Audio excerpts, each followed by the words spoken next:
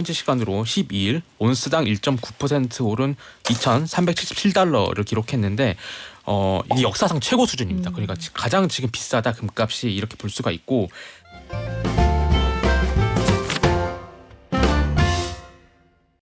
트렌드 속 돈 얘기, 랜선경제, 국민일보 이광수 기자, 머니투데이 조한송 기자 오셨습니다. 안녕하세요. 안녕하세요. 두 분 집에 금송아지 좀 있습니까? 네, 마음속에 있는데요. 실물은 없고 마음속에만 있습니다. 아니 어렸을 때 부모님들이 왜 그런 거 왜 거북이 한 마리 뭐 이런 거 다 고이 간직했다가 장가 갈 때 줄 거야 이런 거 있으시지 않았어요? 그 금모으기 운동에 많이 동참한. 나라 살리셨네요. 그렇지, 나라 살리신 그 부모님들. 네. 그래요. 근데 최근에 금값이 워낙 많이 오르니까 그때 그 금 요렇게 찾아보시는 분들 많더라고요. 금값이 일단 지금 얼마예요?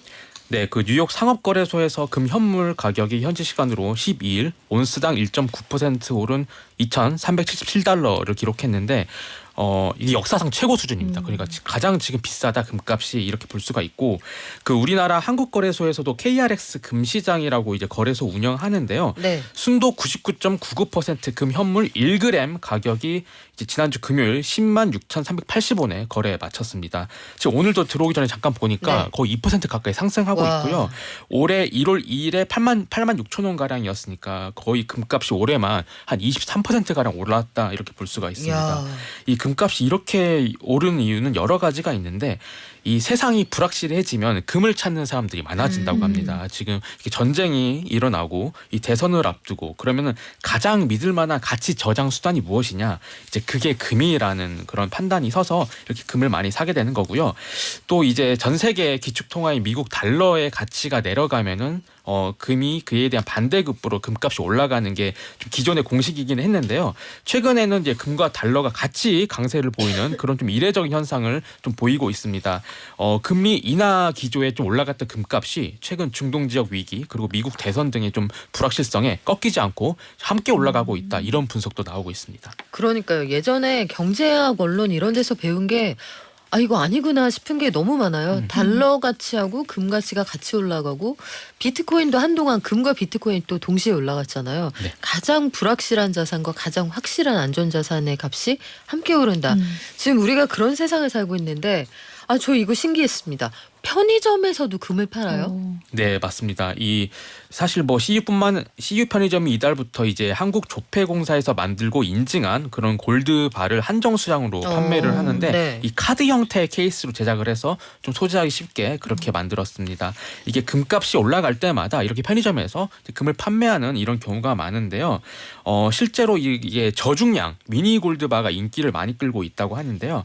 한국조폐공사에 따르면 올해 1분기 1g 이하 저중량 골드바 판매량이 지난해 4분기보다 무려 68%나 늘어난 수준이라고 합니다. 그러니까 이 저중량 골드바도 많이 네. 이렇게 투자를 하시는 건데요. 가장 수요가 많을 것으로 예상되는 0.5g, 1g, 1.87g 이 세 가지 종류를 지금 이 CU 편의점에서 판매를 하고 있다고 하는데, 이 판매하는 형태도 좀 재밌는 것 같아요. 그래서 0.5g 상품은 이 MBTI 유형으로 디자인을 했다고 하고, 그래요? 네. 네. 그 1g짜리는 이제 축하 메시지를 담아서 이제 만들었고, 1.87g은 이제 용의 해를 맞아서 이제 이 비상하는 용을 디자인에 반영했다고 하는데, 그러니까 선물용으로도 좀 이런 거 만약에 뭐 1g이라고 하면은 10만 원 좀 넘을 것 같은데, 이게 선물용으로도 이렇게 괜찮지 않나 뭐 이런 생각이 들고, 이 작은 돈으로 좀 금 사고 싶은데 뭐 금은방 들어가기엔 좀 주저한 이런 분들이 좀 찾지 않나, 좀 이런 생각이 듭니다. 근데 신기하지 않아요? 편의점이라는 건 언제 어디서나 24시간 열려 있는 곳이니까 급하게 금 사러 갈 때 편의점 가야지 뭐 이런 느낌인데, 편의점에 커피 사러 갔다가 금 좀 사볼까 이런 느낌인가? 편의점에서 왜 파는 걸까요? 네, 아무래도 말씀하신 것처럼 이게 접근성 때문인 것 같아요. 그래서 아무래도 젊은 사람들도 이제 네. 더 이제 금이 오른다는 것 때문에 사고 싶잖아요. 사고는 싶은데 이게 KRX 금시작 같은 경우에도 계좌를 따로 개설을 해야 되고, 네. 은행에 산다고 하면은 은행 일단 창구를 가야 되잖아요. 그게 부담스러운데 편의점은 동네마다 다 있고, 물론 이제 금을 취급하는 편의점은 정해져 있지만 그런 부분에서 정말 뭐 하나 사러 왔다가 금 한번 사볼까 할 수도 있을 것 같아요, 진짜로. 예. 맥주 사러 갔다가 네. 금 좀 잠깐 사갈까 이렇게. 오늘 목돈연구소에서 금값 많이 오른다고 했었지, 한번 사보자 이렇게 할 수 있을 것 같습니다. 그래요. 근데 여러분 현물로 사실 때는 여기 부가세 거래 비용이 크다는 거 그렇잖아요. KRX에서 주식처럼 거래하시는 게 가장 유리한데 지금 워낙 값이 많이 올랐으니까 상황을 잘 보시고 투자하시기 바랍니다. 금은방이 워낙 많이 사라져서 그런 것도 그럴 수도 있겠네요. 도대체 금을 사러 어디를 가야 되는 거야? 종로까지 가야 되는 거야? 이럴 수도 있으니까. 근데요, 조 기자님 이거 진짜예요? 미국에서 코스트코에서 골드바를 팔아요?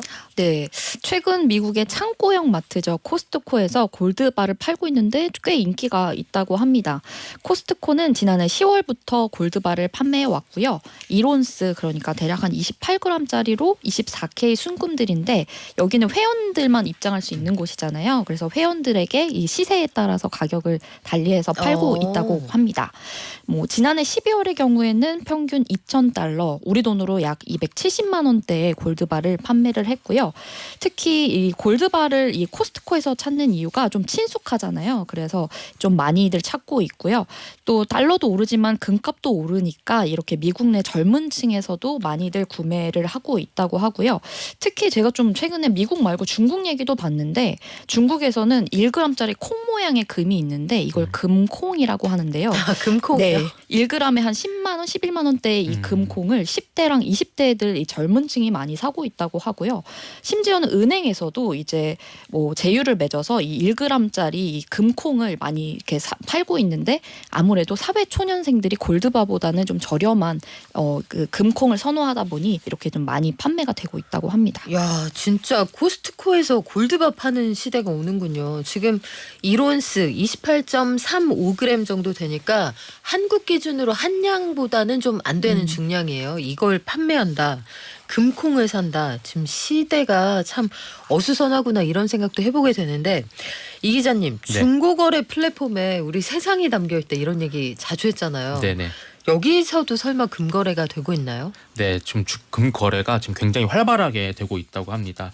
사실 금을 사고 팔면은 세금이 발생을 합니다. 그렇죠. 그래서 이 투자 목적으로만 접근을 한다고 하면은 뭐 이제 증시에 상장된 ETF나 아니면 KRX 금거래소 이런 것들이 좀 이제 추천이 되는 건데요. 이 개인 간에 이제 금을 사고 팔면은 사실 이런 부가가치세, 종합소득세 이런 것들을 세금을 뭐 낼 방법도 없고 내지 않아도 되는 거잖아요. 그래서 이 구매자들이 좀 저렴하게 좀 이렇게 살 수 있기 때문에 그런 중고 거래 플랫폼에서 이제 금 거래를 하는 경우가 많다고 하고 지금 보니까 이 금 중고 거래 플랫폼에 올라온 순금 한 돈에 약 40에서 43만 원 정도의 거래가 되고 있더라고요. 그래서 지금 시세로 한다고 하면은 그 금을 내가 팔 때는 38만 8천 원 정도 되는 거고 살 때는 한 40만 원 중반대에 사야 됩니다. 이게 사고 팔 때 가격 차이가 나는 이유가 금 시세 가격에 부가가치세 10%가 붙기 때문인데요. 그렇죠. 그래서 내가 45만 원 주고 사느니 이 중고거래 플랫폼에서 한 42만 원에 사겠다 한돈 기준으로 뭐 이런 식으로 접근이 가능하기 때문에 이런 부분이 있고 그리고 또 세공비 같은 게 붙을 수가 있잖아요. 이게 아무래도 뭐 금이 그렇죠. 여러 가지 모양이 있을 수가 있으니까 이런 것까지 고려하고 또 이제 수수료 이런 것까지 종합적으로 보면은 이게 거래세가 한 16%까지 올라간다고 해요. 그래서 이런 부분들 때문에 중고거래를 찾는 분들이 많다고 하긴 하는데 이 장점만 있는 건 아니겠죠. 사실. 일단 이게 진짠지 믿을 수 있어야죠. 맞습니다. 네. 그래서 뭐 그 실제로 막 금은방에서 거래하자 이렇게 말씀하시는 분들도 많은데 이게 또 그래도 실제 뭐 계좌번호 같은 거를 또 다른 약간 범죄 연루된 그런 번호를 뭐 이렇게 주기도 하고 아무래도 이제 제대로 된 상품인지 이런 것들을 이제 우리가 잘 판단할 수가 없기 때문에 뭐 범죄 연루, 피싱 가능성이 있기 때문에 이런 부분들은 좀 조심해야 되고 정말 확실한 물건을 거래하려면은 아무래도 또 비싸더라도 보증된 곳에서 좀 거래해야 된다 이런 전문가들의 조언이 있습니다. 이게 그 법적으로 문제는 없습니까? 이렇게 거래를 해도? 네, 이게 100만 원을 넘으면은 사실 플랫폼 자체에서 좀 거래를 제한하는 그런 부분들은 있고 네. 아무래도 이게 국세청이 이런 것들 다 현실적으로 다 확인하는 거 불가능하잖아요. 그래서 이런 부분들은 문제가 없는데 100만 원 미만의 금 제품을 거래하는 것은 법적 문제는 없다고 합니다. 그래요. 그래도 비싼 거니까 안전하게 거래하시는 게 좋겠죠. 아무래도 최근에 고가품 거래하다가 문제가 됐다 이런 얘기들 많으니까요. 자, 이게 모두 다 사실은 경제 상황이 불안해서 발생하는 여러 가지 현상들일 텐데 OTT에 내는 거의 그 월세 같은 것들 요것도 네. 만만치 않지 않습니까? 몇 개 구독하다 보면 1등은 넷플릭스 부동의 1등이었는데 구독자가 좀 줄었어요? 네, 맞습니다. 지난 3월 넷플릭스의 월간 이용자 수를 보니까요. 약 1,172만 명 정도로 나타났는데 2월과 비교하면 한 달 사이 약 80만 명 정도가 줄어들었다고 합니다. 넷플릭스는 상승과 하락을 반복하면서도 월간으로 보면 이용자가 약 1,200만 명 정도는 유지가 됐는데 이마저도 깨졌고요. 2022년 11월 이후 1,200명 아래로 내려온 200만 명 아래로 내려온 게 1년 5개월 만이라고 합니다. 반면에 또 다른 국내 OTT들은 좀 약진하는 모습이 있거든요. 그래서 3년간 1,000억 원 가량을 내는 조건으로 한국 프로야구 독점 중계권을 따낸 티빙이 좀 약진하고 있는데요. 네, 올해 1분기 아시안컵과 프로야구 중계 효과로 좀 이용자가 많이 늘었다고 하고요. 또 쿠팡 플레이도 좀 굉장히 매섭게 따라오고 있는데요. 1분기에 월간 사용자 수가 약 작년 평균과 비교하면 40% 가량 급증을 했는데 최근 스포츠 중계를 많이 하면서 좀 재미를 보고 있다고 합니다. 그래요. 지난 주말에 야구 보실 짬이 있었어요, 두 분? 아니요, 저는 못 봤는데. 네, 저도 결혼식 많이 가느라고. 여러 군데 왔다 갔다 하느라고. 네, 아, 못 요새 갔습니다. 결혼이 많군요. 네. 지난 주말에 기아랑 한화 경기 이런 거 보면 티빙 돈 좀 벌겠구나 싶었습니다. 그때 보셨죠? 보신 분들 많을 텐데 7회에 최인호 선수 3런 홈런 이런 거 쳐버리면 봐야 되거든요. 근데 아직까지 국내 토종 OTT 세 군데 모두 다 적자라고 들었는데 맞습니다. 넷플릭스에서 티빙이나 쿠팡으로 가는 게 역시 이 스포츠가 제일 힘이 센 거예요?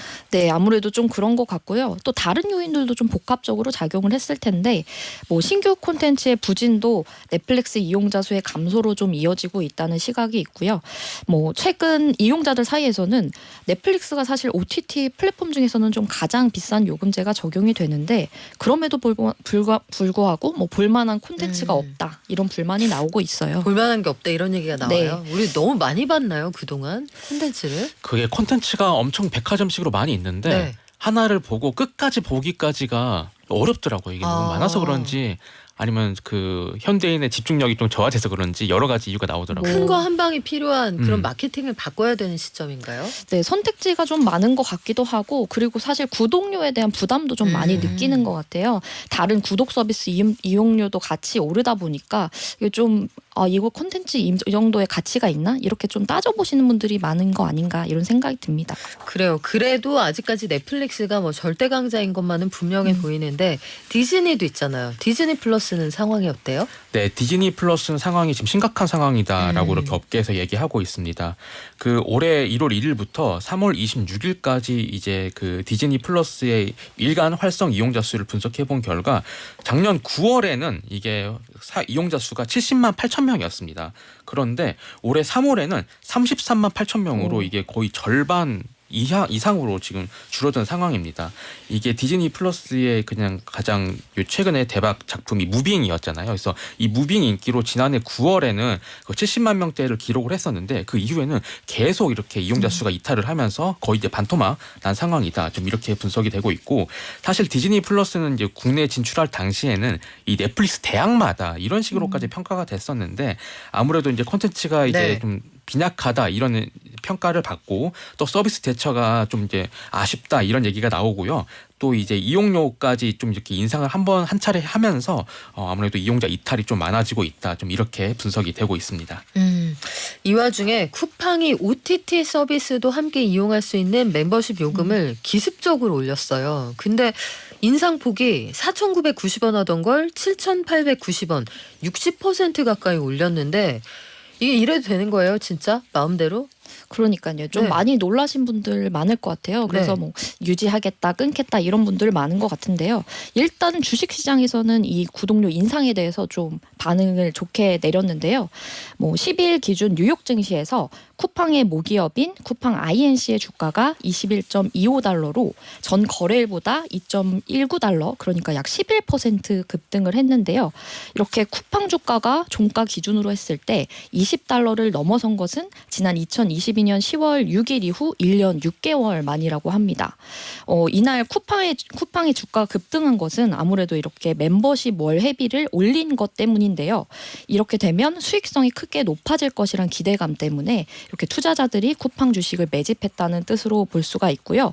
실제로 이번 인상으로 쿠팡 유료 멤버십 수익은 뭐 연 8천억 원 가량에서 1조 3,200억 원 가량으로 약 5천억 원 가량 늘어난다.